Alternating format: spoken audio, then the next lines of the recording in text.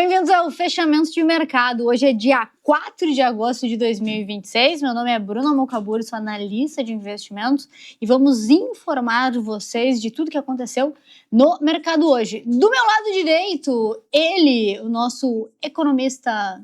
Você é economista, não? Não. Ele não é economista, mas Analista, hoje como analista macro. Hoje como analista macro, né? Porque ele faz várias coisas aqui. Luan Aral. Muito prazer, pessoal. Para quem não me conhece também, sou analista CNPI/IP aqui da Genial Investimentos, mas meu papel aqui é trazer o que aconteceu no mercado. E olha, não tenho uma tarefa simples hoje, sabe por quê? Porque Dow Jones, S&P 500 renovaram máximas históricas. E sabe o que aconteceu com a nossa bolsa? Adivinha? Emergente. Pois é, apanhamos feio, apanhamos bastante aqui no Brasil, enquanto lá fora, máximas históricas. Além disso, o petróleo trabalhando em baixa, minério também não favorecendo, e tem mais algumas coisas que eu quero comentar com vocês daqui a pouco. Atenção que a guerra eleitoral começou e começou para valer. Já eu trago mais informações. Começou forte. E do meu lado esquerdo, nosso querido Alan Friedman, analista de ações. Tudo bem, Bruninha, Luan, produção, você que acompanha o canal da Genial Investimentos. Semana de resultados, período de resultados voando. A gente tem Itaú agora, assim que acabar o fechamento. Ontem a gente teve BB Seguridade, que reportou resultados mistos, mas a ação sobe no dia de hoje. A gente teve Marco Polo, que nesse momento despenca mais de 10%. A gente tem Brad Saúde, que reportou um resultado considerado bom, com crescimento de lucro, e também cai mais de 9%. Enfim, muita coisa. Tem Pague Menos, a gente tem Itaú agora, como eu comentei. Semana recheada, a gente vai comentar bastante coisa aqui. Além disso, Ibovespa fechou o dia de hoje com uma queda, nesse momento, de 0,1%, um pouco mais ou menos aos 178 mil pontos. E várias outras coisas pra gente falar ao longo do programa. Tem bastante coisa hoje mesmo, eu vou tentar ser rápido, porque tem muita coisa.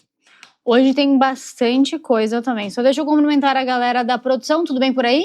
Tudo bem! Animados. E hoje é terça-feira, temos análise técnica neste programa, que quem vai fazer não sou eu, é nada mais nada menos que Samuel Ferreira, que vai entrar depois, então vocês podem deixar o comentário. Samuel analisa tal papel para mim e deixar também perguntas para Luan e Alan. Tá quase um trava-língua aqui, né? Dupla sertaneja. Vamos lá. Mercado hoje. Vamos lá, pessoal. Eu estava olhando o mercado desde manhã, desde as 6 horas da manhã, olhando porque saíram notícias, ou começaram a sair notícias logo cedo, de que Catar, Estados Unidos e Irã estariam negociando para um cessar-fogo um pouco mais sério. E de fato foi o que aconteceu. Até o Scott Bessent, que é o secretário do governo americano, ele veio e de fato colocou isso na mesa. Disse que Irã, Estados Unidos e Catar estão envolvidos em uma negociação profunda e muito próximos de reabrir Estreito de Hormuz entre hoje e amanhã, quase que definitivamente. Isso pela manhã, tá? Por volta das 6, 7 horas da manhã, o petróleo já começou a desabar. Eu vou colocar até na minha tela aqui para vocês verem como é que o petróleo se comportou pela manhã. Dá uma olhada aqui, pessoal. Desde manhã, ó, das 8, 6 e pouco da manhã, o petróleo estava aqui em cima, começou a cair forte, uma queda acentuada. E hoje o petróleo está fechando em queda, né? Ainda não fechou, mas o petróleo Brent caindo praticamente 6% neste momento. Mas uma coisa importante, se eu pegar do dia 2, que foi segunda-feira, até agora, olha o tamanho dessa queda do petróleo. Olha que interessante. Mais de 12% de queda em praticamente 2 dias. O lado bom é que o petróleo em queda mostra para o mercado que há espaço para os bancos centrais poderem olhar com mais carinho para um corte de juros, justamente porque o petróleo mais baixo faz com que o preço dos produtos e matérias-primas trabalhem em baixa também. E aí abre margem para o Banco Central americano, Banco Central inglês, europeu e até Banco Central do Brasil ter taxas de juros mais baixas. E esse, na minha opinião, foi um dos fatores que fizeram ou que fez o mercado americano renovar a máxima histórica. Quer dar uma olhada aqui? Olha como é que foi o dia para empresas de tecnologia. Opa, deixa eu voltar aqui. O dia para o mercado americano. Olha Nasdaq. Esse gráfico aqui, o gráfico de candles representa Nasdaq e o gráfico cinza representa Dow Jones. Dow Jones chegou na máxima histórica hoje, Nasdaq também voando, subindo muito forte.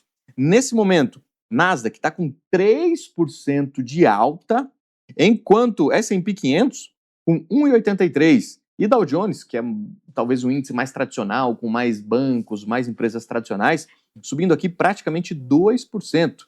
E o índice de small caps americanas, o Russell 2000, subindo 1,95%. Ou seja, festa nos mercados americanos, mercados de tecnologia, justamente por essa questão de petróleo mais barato. Mas não é só isso não, tá? Nós tivemos notícias interessantes. Olha que essa aqui, por exemplo, ó.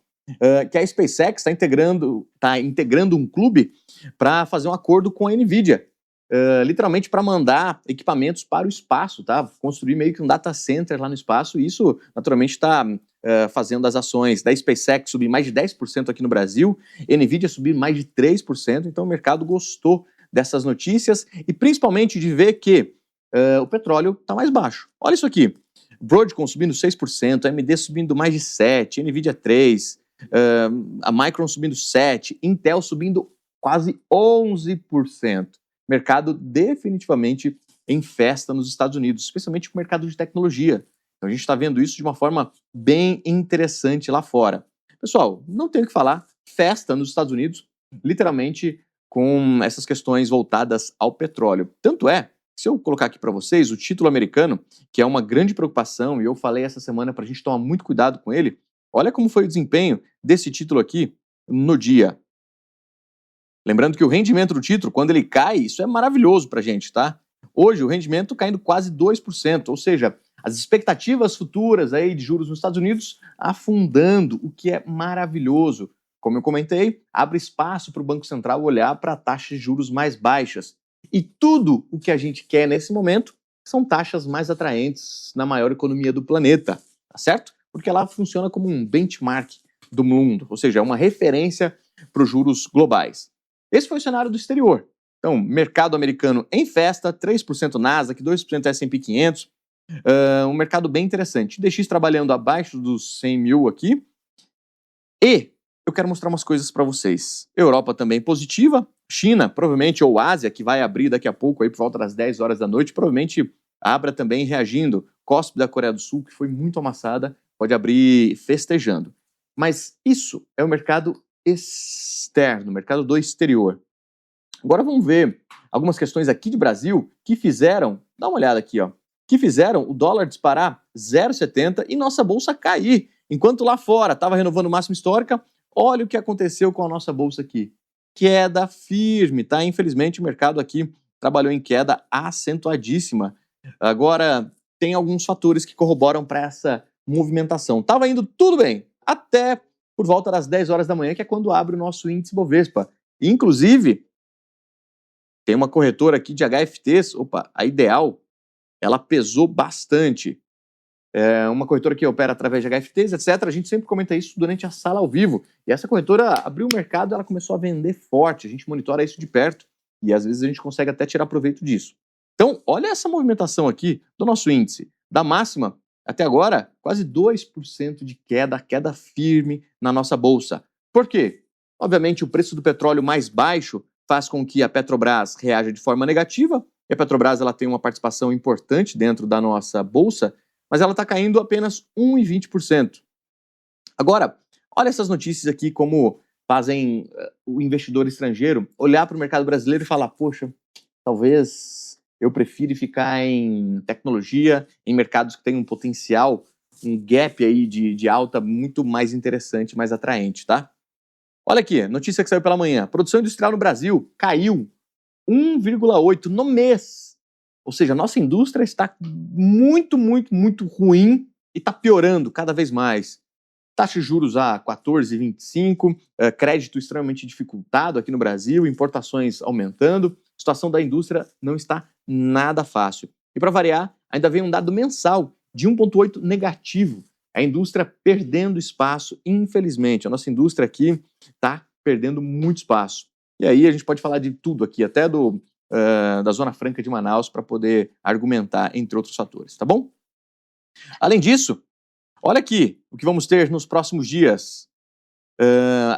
O governo Lula, na verdade, está se preparando para mais sanções dos Estados Unidos em relação à diplomacia. O governo ele cancelou vistos de diplomatas americanos na semana passada e agora o governo espera mais sanções por parte dos Estados Unidos. Ou seja, o governo Lula sancionou ou cancelou vistos americanos e agora os Estados Unidos podem fazer o mesmo. Vamos ver com qual intensidade isso vai acontecer, tá bom? Agora, na minha opinião, se eu tivesse que escolher um fator principal que fez o nosso mercado não acompanhar esse cenário externo, talvez tenha sido essa notícia aqui, ó. O Centrão, corroborado aqui por Republicanos e União Brasil, Podemos e PP, deixaram a base do governo. Na verdade, deixaram não, né? Abandonaram a eleição de Flávio Bolsonaro, disseram que não vão apoiar nem Flávio Bolsonaro e nem o Lula, tá? De fato, havia uma expectativa de que esses partidos considerados de centro, ou os famosos centrão, apoiassem o candidato mais à direita. Mas, a princípio, eles viram que realmente a situação tá feia pro Flávio Bolsonaro, ele não tá conseguindo engajamento, não tá conseguindo popularidade, não tá conseguindo votos, e, de fato, o Centrão tá falando o seguinte, cara, vai caminhar com as suas próprias pernas aí, se vira, porque não vamos apoiar nem A nem B. Naturalmente, o Centrão, ele funciona como um elemento que vai para onde o vento está soprando. Se sopra para a direita, ele vai para a direita. Se sopra para a esquerda, ele sopra para a esquerda. Mas por que isso é importante? Pessoal, esses partidos de centro, eles têm coligações, tem muita prefeitura, tem muito vereador, tem governos estaduais muito importantes. Então, quando esses caras vão para um lado, eles levam boa parte desses aliados junto também. Então, se eles resolvem apoiar Flávio Bolsonaro, você consegue fazer alianças políticas pelo Brasil inteiro. Se eles resolvem apoiar o Lula, da mesma forma. Mas dessa vez havia uma expectativa de que eles pudessem acompanhar Flávio Bolsonaro e, ó, eles falaram, Minha opinião, esses caras vão cobrar caro para quem ganhar a eleição. Sabe o que isso significa? Se Lula ou Flávio Bolsonaro conseguirem ganhar a eleição, independente de quem seja, o Centrão vai sentar com eles e falar o seguinte, ó, sabe aquelas emendas parlamentares? Agora elas são nossas, a gente vai decidir o preço, a gente vai definir quando. E se você não quiser dar, a gente não vai aprovar nada que o seu governo passar dentro do Senado ou dentro da Câmara dos Deputados, tá? Esse é o Centrão, que resolveu não apoiar ninguém, por isso, acredito que vai ter bastante briga. Qual que é o lado bom disso? É que, a princípio, eles não colocaram preço, não colocaram uma barganha. Então, os ministérios não estão definidos. Se o Lula ou o Flávio Bolsonaro ganhar, a gente não sabe para quem vão os ministérios, não sabemos quem é o vice do Flávio Bolsonaro ainda. Enfim, tem muita coisa para rodar. Mas, até dia 6, depois de amanhã, é o prazo final para as coligações apresentarem mais indicadores, mais dados, quem serão os componentes, etc e tal. Então a política, agora sim, estamos começando. E detalhe, estamos no dia 4/8. Você sabe quando é o primeiro turno da eleição? Dia 4/10. Ou seja, hoje estamos completando exatamente 60 dias para a eleição. Faltam apenas 2 meses. E eu te desafio. Eu desafiei as pessoas aqui outro dia, Bruna. Vai. Me conta aí, qual é o projeto de governo do seu candidato? Seja ele Lula ou Bolsonaro? Alguém sabe aí? Pois é, exatamente isso. Mas eu não quero polemizar muito aqui. Mais uma coisa, hoje havia uma entrevista marcada do Lula com a Globo News e ele falou, não vou não, e não foi mesmo, tá? Enquanto o G4 e o antagonista fizeram a sabatina com os candidatos, Zema participou, Caiado participou, Renan Santos participou e Flávio Bolsonaro também. E o Lula tá jogando quietinho, tá? Tá ganhando ali espaço só com a fala dos outros caras. Se alguém acha que eu estou enganado, vamos dar uma olhada aqui nos sites que corroboram isso lá fora, lá nos Estados Unidos, né? Que é o Polymarket. Olha aqui, o Lula tá com exatamente 65% de chance de ganhar. Estamos falando que os interessados nisso colocaram 119 milhões de dólares. 119 milhões de dólares equivale a aproximadamente 600, um pouquinho mais de 600 milhões de reais. Quase 1 bilhão de reais aqui sendo colocados em apostas para quem vai ser o vencedor da eleição. A princípio, 65% de chance para o Lula vencer. Pessoal, é isso que as pesquisas aqui da Genial estão corroborando, outras pesquisas de mercado também estão apresentando, tá? A gente ouve muita crítica aqui quando a Genial solta pesquisas, mas o mais interessado em saber quem vai ganhar é um banco, é uma corretora, porque sendo assim a gente consegue se posicionar em ativos, em renda fixa ou em outros elementos que a gente consegue extrair um pouco de valor dessa percepção de quem vencerá as eleições. Mas lembrando que o mercado não reage só à eleição não, tá? O mercado reage também a eleição do Congresso. Tá? Quem serão os deputados ali de Brasília, quem serão os senadores que serão renovados? E isso sim também tem um peso muito importante, porque, afinal, o legislativo está com um poder absurdamente gigante. Eu queria mostrar uma coisa para vocês aqui também. Vocês conhecem Armínio Fraga? Ex-presidente do Banco Central? Ele foi um dos caras que apoiou o Plano Real também. Lá em 2022, ele falou, vou voltar no Lula. E olha o que aconteceu com o fundo dele hoje. Ele encerrou a gestão de multimercados com a seguinte frase: esse mercado mudou.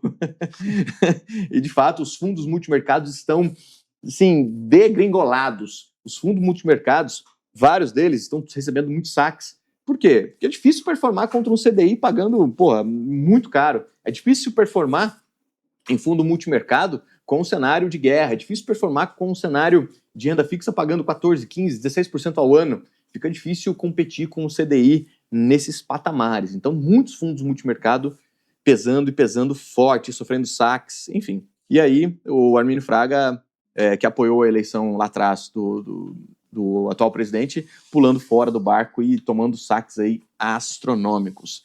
Eu tenho mais coisas para falar aqui, mas vou trocar com o Alan. Eu quero comentar com vocês daqui a pouco vai ter balanço de Itaú, vai sair a qualquer momento, e também balanços lá de fora. E amanhã é quarta-feira. O que tem amanhã? Coloca no chat, deixa eu ver se vocês estão atentos.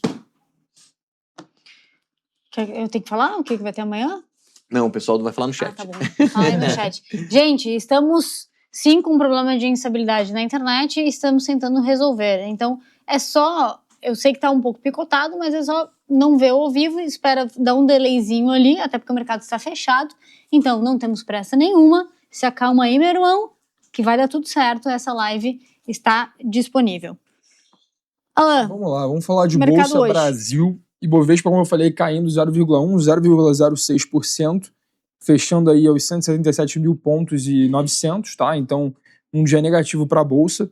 Eu vou pedir para o Guilherme compartilhar minha tela, por favor, e trazer aqui para vocês, em primeiro lugar, a curva de juros. Então, a gente vê que é um dia de alívio na curva, um dia bem positivo. Então, a gente tem essa queda do petróleo, que traz ali um alívio em termos de inflação e, consequentemente, perspectivas de Selic à frente. Então, a gente vê um fechamento na curva, o que é, em tese, muito positivo para os ativos de risco, só que o Ibovespa hoje, como o Lula mostrou, não subiu em conjunto. O Ibovespa caiu hoje 0,06%, e a foto do dia é basicamente essa.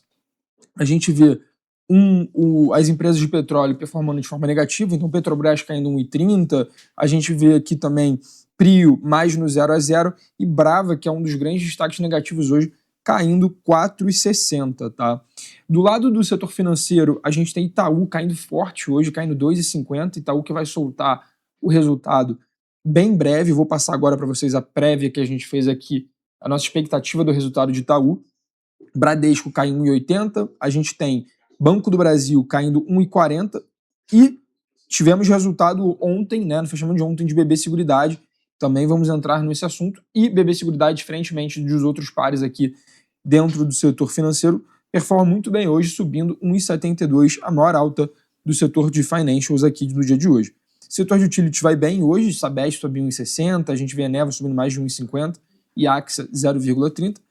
E materiais, Vale me chama atenção, hoje foi um dia que o minério de ferro caiu e Vale sobe 2,20, né? O minério de ferro ali que tem toda a discussão ali de aumento de oferta, de demanda fraca vindo da China, projeto na Guiné, o maior projeto de minério de ferro da história.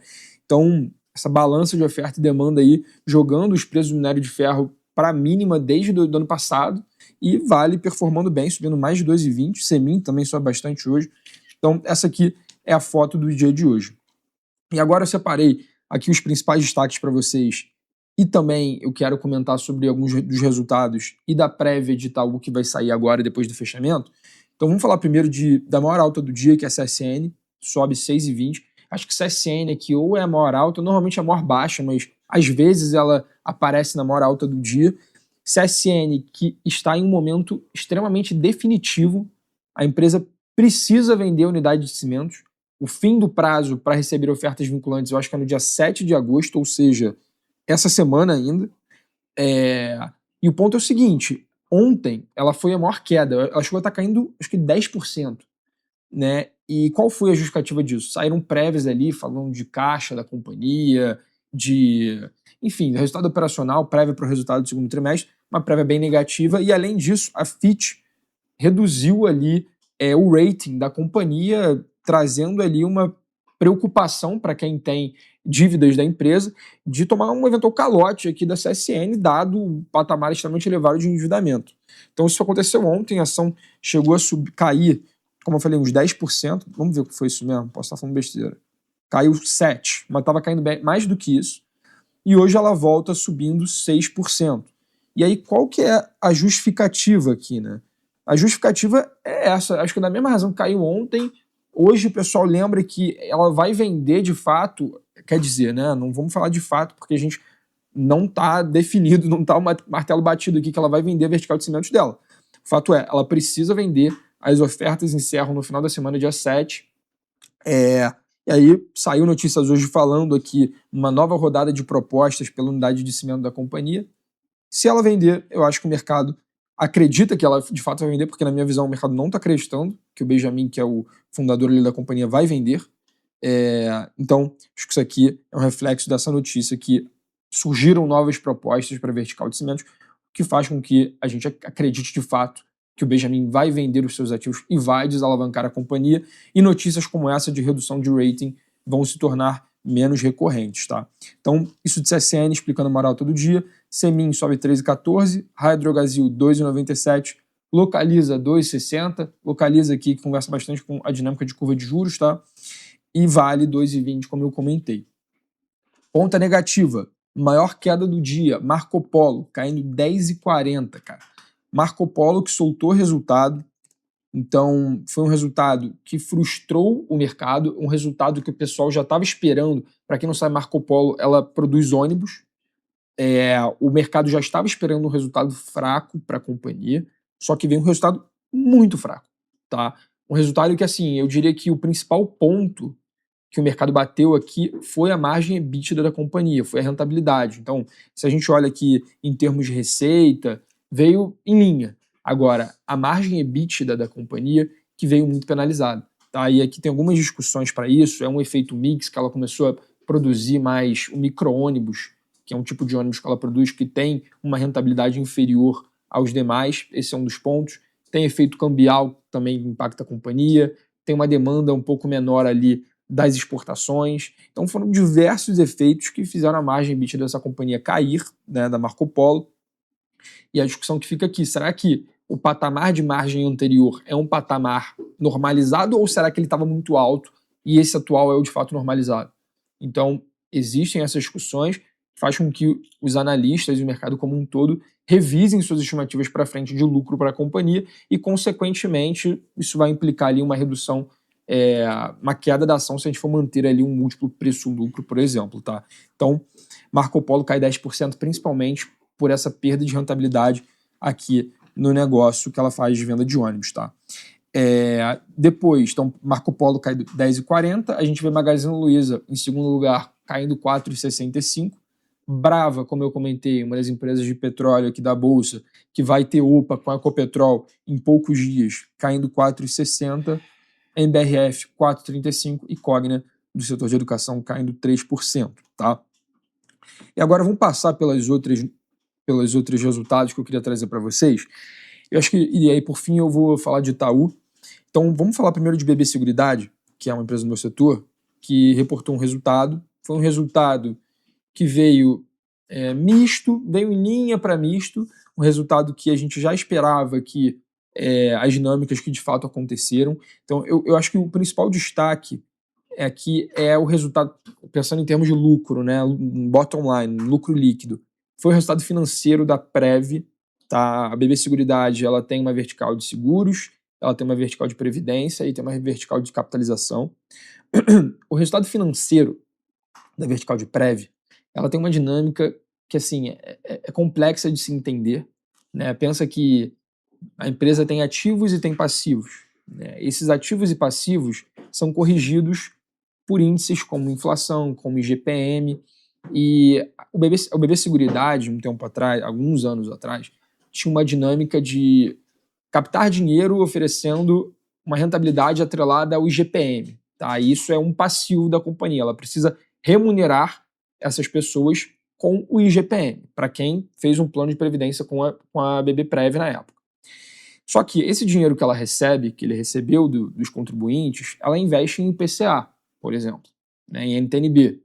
Né? E aí, qual é a discussão aqui? O que acontece? Às vezes, quando a gente tem o IGPM performando acima do IPCA, esse seu passivo é corrigido por um indicador que está performando acima que o seu ativo, que é quanto você recebe, de fato.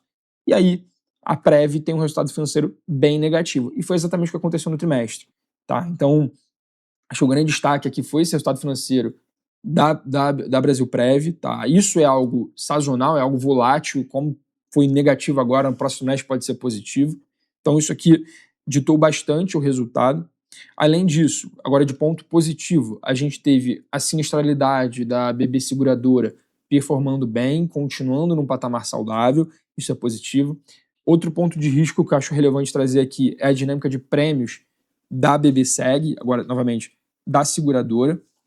Então, a gente tem aqui a BB Seguradora é muito forte em seguro rural, tá? Principalmente o agrícola. E aí você tem uma discussão, né, que normalmente quando um produtor rural vai pegar algum crédito, né, um crédito rural, com o Banco do Brasil, por exemplo, ele, junto desse crédito, ele faz um seguro.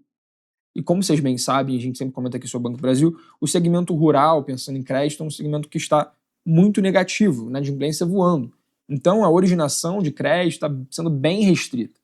E, consequentemente, se o cara não está pegando crédito, o seguro acaba indo junto. Porque quando, normalmente, como eu falei, você vai pegar um crédito rural, o banco vai e te oferece um seguro junto. Se não está tendo oferta de crédito, também não tem oferta de seguro. E não é à toa que os seguros da BB Seguradora estão bem pressionados já tem um tempo.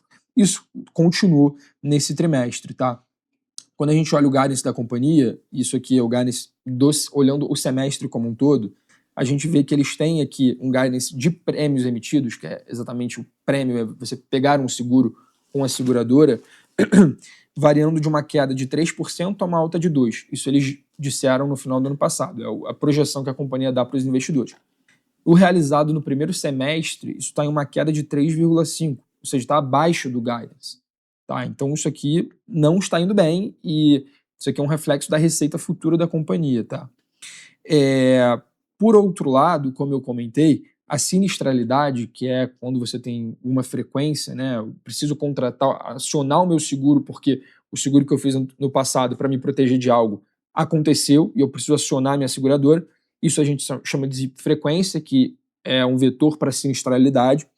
A sinistralidade está muito positiva para todas as seguradoras. E essa sinistralidade é um driver muito importante para essa linha aqui de resultado operacional não decorrente de juros. Tá? De novo, não decorrente de juros, aqui não entra resultado financeiro. Então a sinistralidade está muito positiva. Então quando a gente olha o guidance que a companhia deu, o guidance era de uma queda de 7 a uma queda de 3 para o resultado operacional não decorrente de juros consolidado da BB Seg.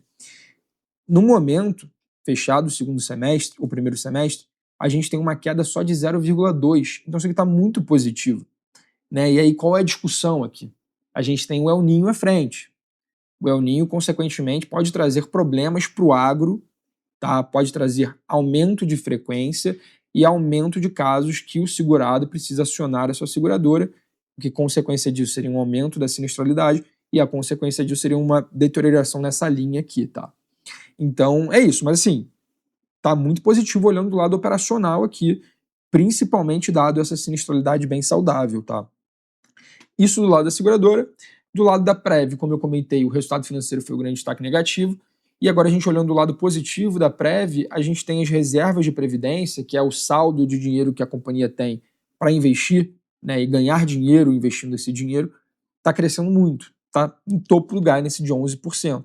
Tá? Isso aqui é uma consequência de uma capitalização líquida, de uma captação líquida, que é o dinheiro que o pessoal investe na BB Seg, está positivo, está tendo menos resgate do que contribuição, né? Isso olhando o semestre como um todo, e também de uma Selic muito alta que aumenta aqui as reservas. Então isso está no topo do guidance, subindo 11%. Isso aqui é uma foto geral do BB Seg, e aí só para fechar, BB Seg teve uma discussão aqui de dividendo. Então, o BB-Seg aprovou, acho que foi 4 bi em dividendo, que dava mais ou menos um yield de 5%, considerando o preço de tela, o que é muito positivo. Então, a companhia aqui é uma companhia que você tem essas discussões que trazem certa cautela, que é dessa dinâmica de prêmios, que está um pouco mais reprimida, mas, querendo ou não, é uma companhia que consegue sim gerar muito caixa e distribuir muito. O payout da BB-Seg é inacreditável. Então, quem gosta de dividendo é um case interessante, só que a ação subiu muito recentemente, né? Então, assim como Caixa Seguridade, assim como Porto Seguro e todas as outras seguradoras da Bolsa. Então é interessante, mas lembrando, o patamar de preço para você entrar agora, a gente acha elevado. A gente tem a recomendação de manter aqui para BB Seguridade, tá?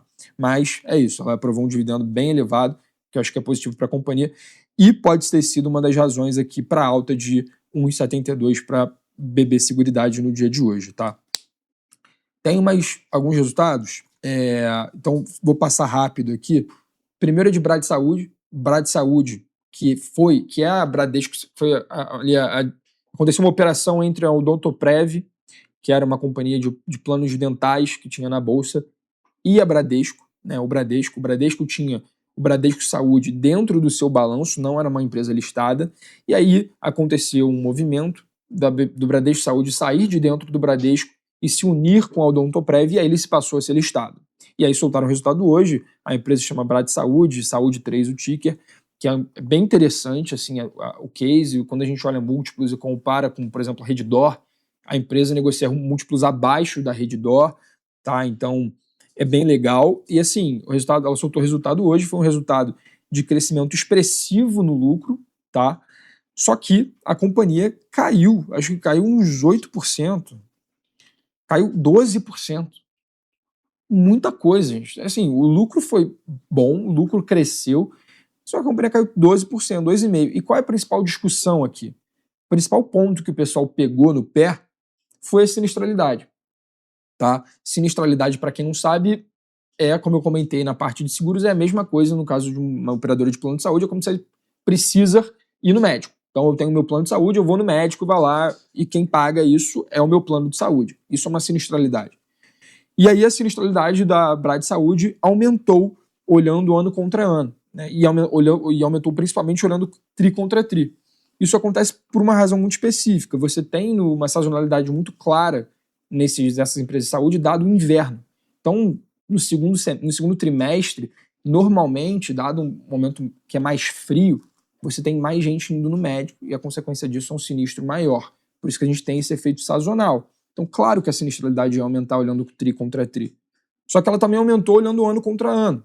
O que isso traz um efeito um pouco mais, opa, caramba, será que está piorando a minha situação operacional aqui?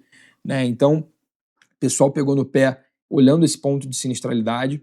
Você teve discussões ali que a companhia falou que o carnaval esse ano foi um pouco mais antecipado, e o carnaval sendo acontecendo mais cedo, né? As pessoas deixam de ir no médico no primeiro trimestre e acabam indo mais no médico no segundo trimestre. Isso, consequentemente, aumenta a sinistralidade do segundo tri em relação ao primeiro.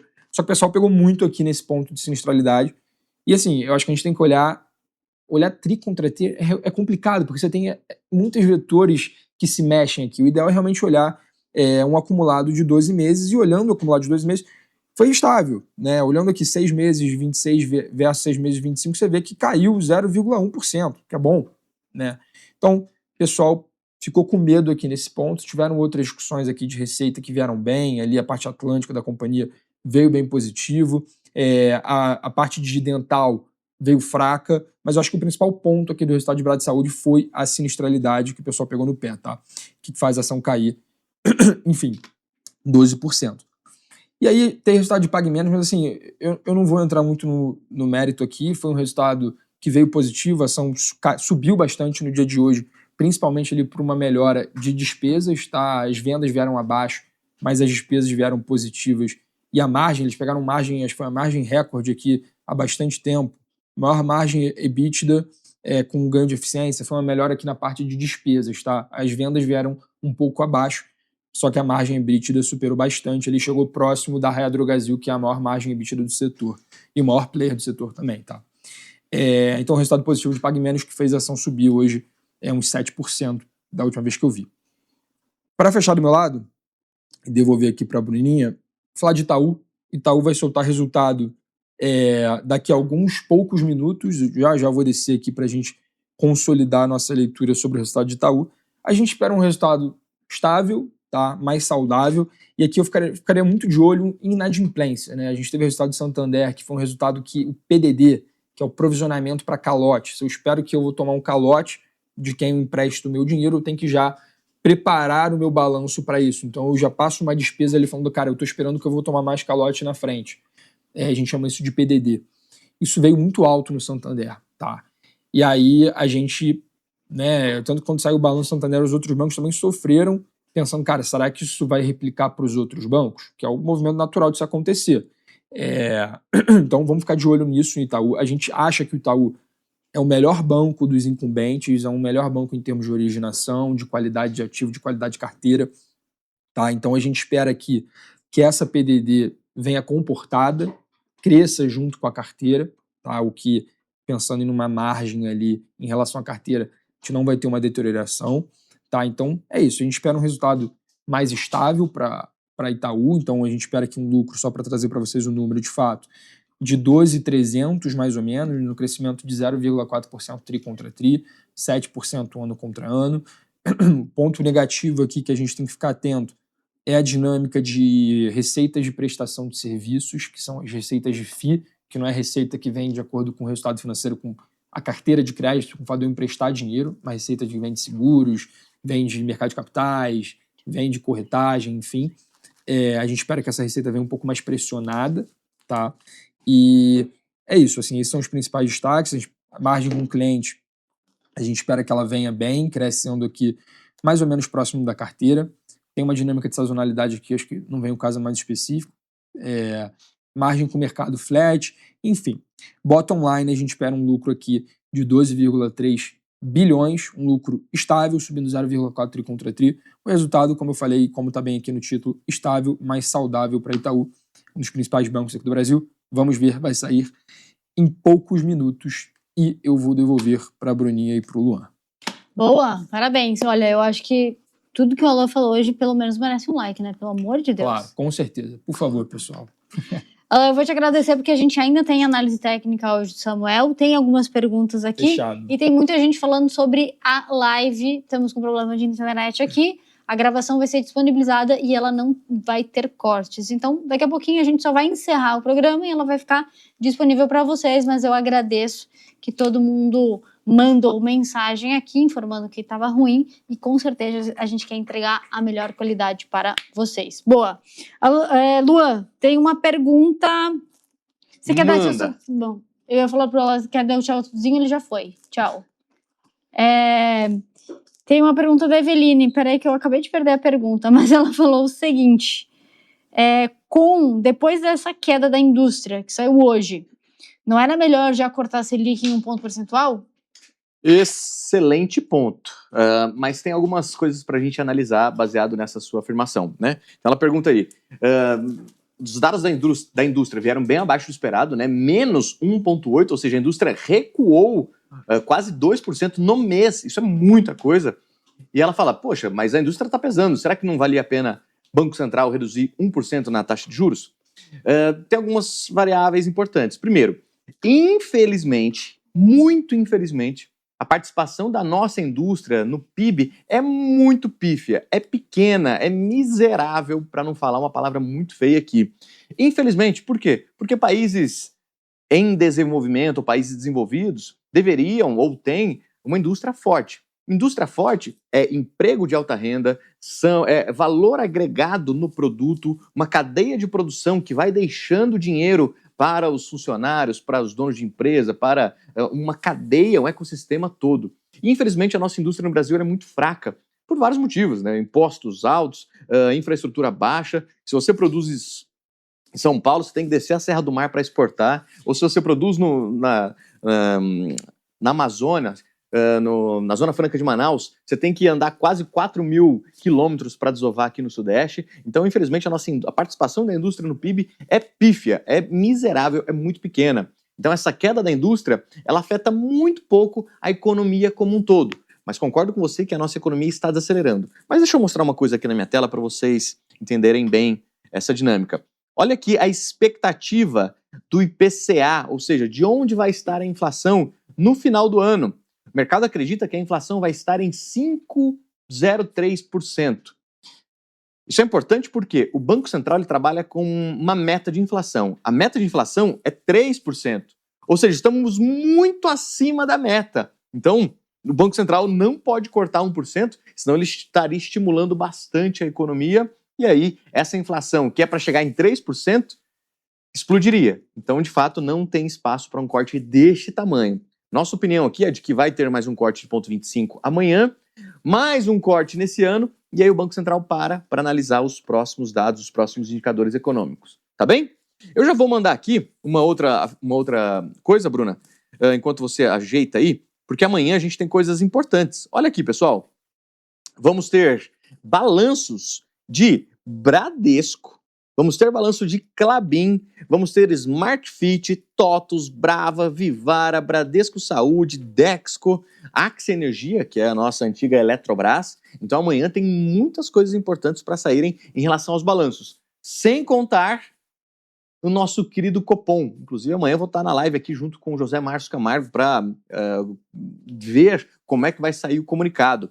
E a última coisa aqui, só para a gente não deixar passar, mostrei os balanços e é o calendário econômico de amanhã. Amanhã nós temos vários dados de atividade econômica nos Estados Unidos.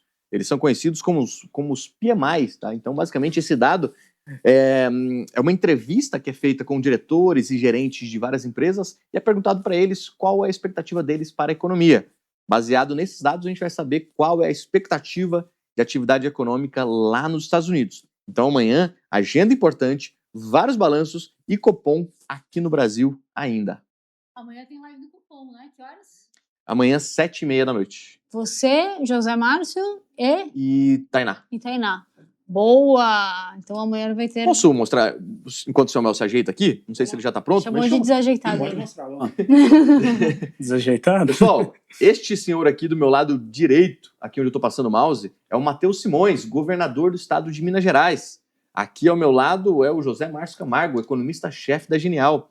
Nós iniciamos hoje um podcast que chama Com a Palavra Candidato. A gente quer ouvir os candidatos ao governo de vários estados. Começamos aqui com o governador atual do estado de Minas Gerais. E fiquei impressionado aqui com o conhecimento e com todos os aspectos técnicos e governamentais deste senhor, Matheus Simões, atual governador de Minas Gerais. Eu vou deixar o link aqui no chat, porque se você não está olhando para Minas Gerais, você está olhando errado. Porque Minas Gerais é um bicho estranho. Sabe por quê? Olha.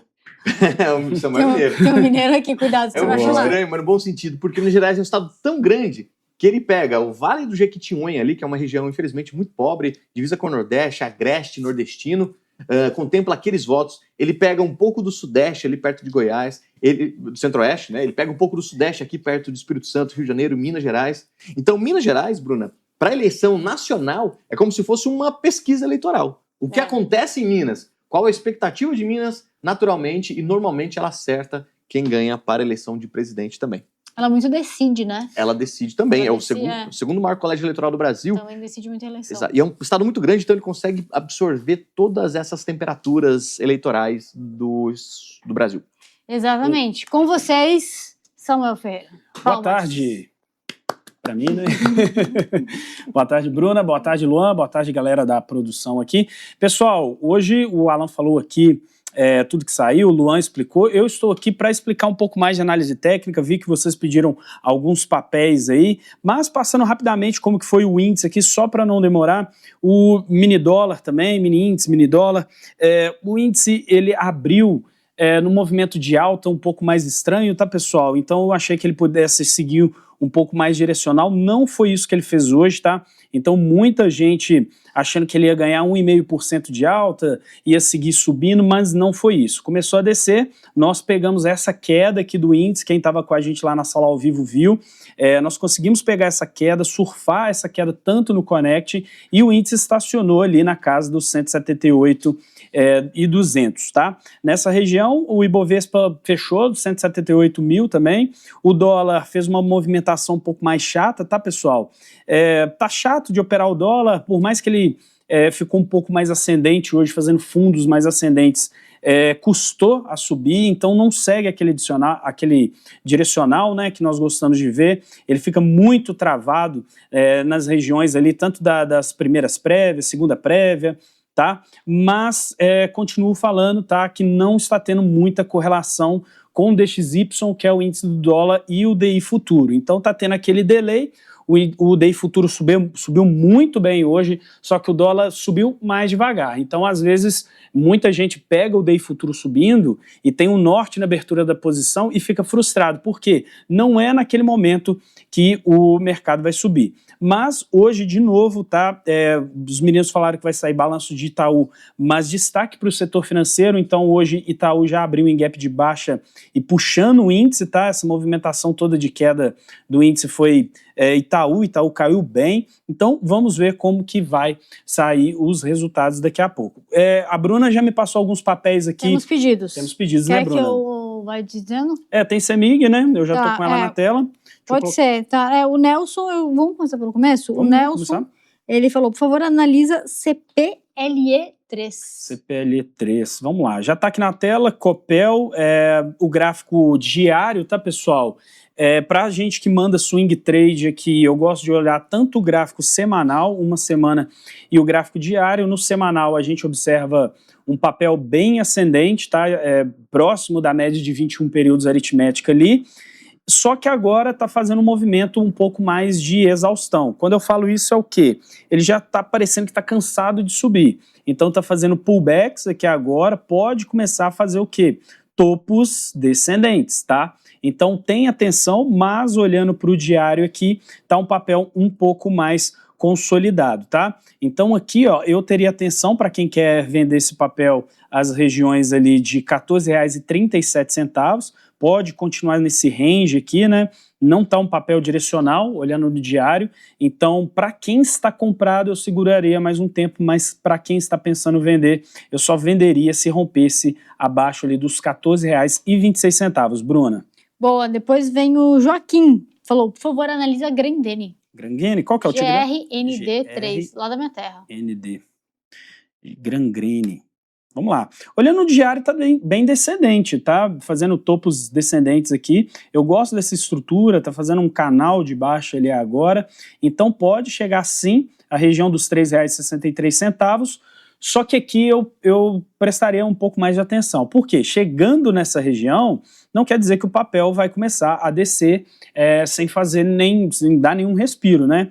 Então ele pode começar a buscar essas máximas anteriores, confirmando mais ainda, Bruna, esse canal de baixa aqui. Então, para quem está pensando em vender agora, daria para vender no curto prazo, né? Pensando nesse rompimento aqui, nesse possível pivô de baixa. Só que eu teria atenção de não segurar tanto esse papel, porque, igual eu falei, ele pode recuar mais um pouco, o seu stop ficar menos técnico e mais financeiro, observando esse papel nessa movimentação, Bruna.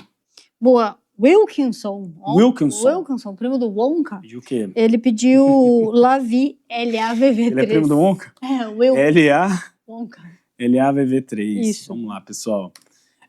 Olhando aqui agora, pessoal, ainda continua um papel mais descendente, rompeu forte aquela média de 200 períodos. Essa média de 200 períodos que vocês estão vendo no meu gráfico aí, pessoal, ela é muito importante, tá? Então, puxando para a queda aqui agora, eu ainda creio que esse papel pode continuar buscando a casa ali dos R$ 9,990, tá? Então aqui, ó, seria um bom ponto para você entrar vendido. Abrir uma venda aqui agora, carregar até a região dos R$ 9,80 para confirmar essa estrutura. Você olha o passado para tentar fazer essa leitura do mercado futuro, tá? Não sei quanto que vai sair resultados dessa empresa, fique atentos a isso aí, isso é uma coisa que a gente sempre olha aqui antes de mandar swing trade, mas aqui meu viés é venda ainda, Bruna. Boa. Louise perguntou, foi muito bem educada, falou boa tarde. Samuel, analisa, por favor, Semin 3. Semin 3, já até não, eu coloquei Semin 4. Semin 3. Deixa eu colocar aqui. Semin N3 é essa, Bruna? Isso, CMIN3. Isso, então é essa mesmo, tá na tela. Papel bem ascendente, tá? Tá chegando em região de máxima aqui. Não observei esse papel ultimamente, mas olha, quem pegou essa mínima aqui, conduziu até essa máxima aqui, cara, parabéns, tá? Pegou um trade aí de mais de 45%, olhando no diário, segurou bastante, né, esse trade aqui, mais ou menos uns 30 dias, mas agora eu teria essa atenção nessa região de máxima aqui, Bruna. Pode começar sim a romper essa máxima anterior, essa máxima é de janeiro, tá? Então, se romper essa região aí mais ou menos ali dos R$6, pode ir até os R$6,20, mas eu não gostei, não tem espaço para subir aqui, tá, galera? Mas eu ficaria atento até chegar nos R$6,20 para poder pensar em vender. Mas quem está conduzindo isso aqui na compra, parabéns. Eu acho que tem ímpeto para chegar ali aos R$6,20, Bruna. Boa. Vou passar a última e depois a gente vai pro tchauzinho, tá? Show! O Diego falou, Samuel, analisa CSAN3. CSAN. Opa, coloquei caps lock. CSAN3, vamos lá, CID. Papel perdendo mínima que agora, tá fazendo um movimento um pouco mais descendente, só que a análise técnica para swing trade não é a mesma coisa para day trade, tá, pessoal? Então tenha atenção a isso aí. Ela fez um movimento aqui de queda, só que segurou nessa região dos R$4,50, então isso aqui, ó, pode começar a ser uma consolidação. Então tenha atenção, eu só confirmaria a venda se perdesse essa região dos R$4,50, mas aqui também dá uma compra para você carregar até os R$5,78. Quem está vendido, beleza, coloca ali um trading stop, vai conduzindo a operação, mas quem está pensando em comprar, o stop aqui fica técnico e tem um espaço para correr até a região dos R$5,81, Bruna. Show, bora, vamos embora que hoje a gente teve bastante assunto, até porque a gente está no meio da temporada de resultados. E, Luan, seu tchauzinho. Tchau, brincadeira. Pessoal, amanhã estaremos ao vivo com vocês a partir das 8h50. Os meninos fazem um panorama muito legal ali de abertura de mercado. E, ó, eu queria deixar um recado para vocês. Assistam o podcast meu, do Zé Márcio e com o governador Matheus Simões de Minas Gerais. O cara, ele trouxe tantos insights de Minas que eu fiquei surpreso. Ele deu uma aula ali, porque ele está na gestão de Minas com o Zema há mais de 8 anos. Então o cara foi secretário-geral, foi vereador em Belo Horizonte, ele tem uma passagem muito bacana pelo governo de Minas, pegou o governo de Minas endividadíssimo, devendo para funcionalismo público, devendo para fornecedores, e ele está com uma tese muito bacana. Recomendo muito que assistam, o link vai estar aqui nos comentários embaixo. É isso. Show, seu tchauzinho, Samuel. Pessoal, obrigado aqui, obrigado Bruna, obrigado Luan, mais um fechamento. Não se esqueçam, quem é cliente Genial tem acesso ao Connect lá na nossa sala ao vivo, tá, pessoal? O que é Connect, meu filho? O Connect é onde eu, o Luan, a Bruna, nós, analistas aqui da Genial Investimentos, mandamos recomendações dos ativos que estamos analisando naquele momento, tá, pessoal? Swing trade, para day trade. Então, você que não tem conta aqui com a gente na Genial Investimentos, você pode ter acesso a isso. Para quem é cliente, é gratuito, tá, pessoal? Agora, você que não é cliente, abra a conta. Lá, nós mandamos a recomendação, já vem o seu take profit programado e o seu stop loss. Você pode ajustar a quantidade de contratos, mas eu sugiro que se você está começando, siga a recomendação do analista, porque o Alan vai mandar o nosso relatório do Connect e ficamos muito bem, tá, pessoal? A taxa de acerto mais de 70%, então não perca tempo. E é isso, Bruna, obrigado mais uma vez por participar aqui com vocês. Show, eu que agradeço os meninos, a produção, a você aí de casa, ao seu like por ter acompanhado mais um fechamento de mercado e a gente se vê amanhã. Tchau, tchau.